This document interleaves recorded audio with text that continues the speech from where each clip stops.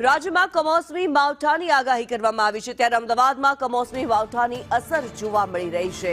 શહેરમાં ઝરમર વરસાદી છાંટા પડ્યા। હવામાન વિભાગનું વેધર બુલેટિન જાહેર કરવામાં આવ્યું છે। સવારે 9 થી 12 વાગ્યા સુધીનું વેધર બુલેટિન જે જાહેર કરવામાં આવ્યું છે। કમોસમી વરસાદની આગાહી કરવામાં આવી છે। અમદાવાદના વાતાવરણમાં જે પલટો જોવા મળી રહ્યો છે, કેટલીક જગ્યાએ વરસાદી છાંટા પડ્યા હોવાનું પણ સામે આવ્યું છે। રાજ્યમાં કમોસમી માવઠાની આગાહી હવામાન વિભાગે કરી છે।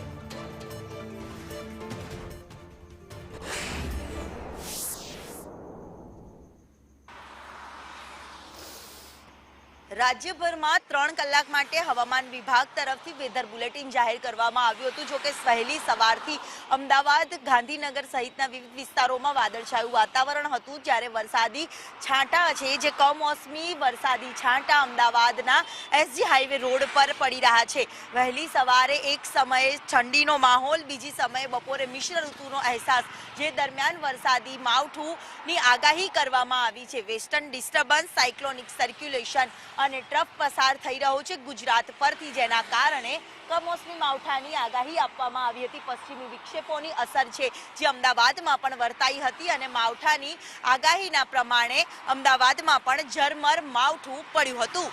કેમેરામેન પુખરાજ શર્મા સાથે દિવ્યા ચૌહાણ, સંદેશ ન્યૂઝ, અમદાવાદ।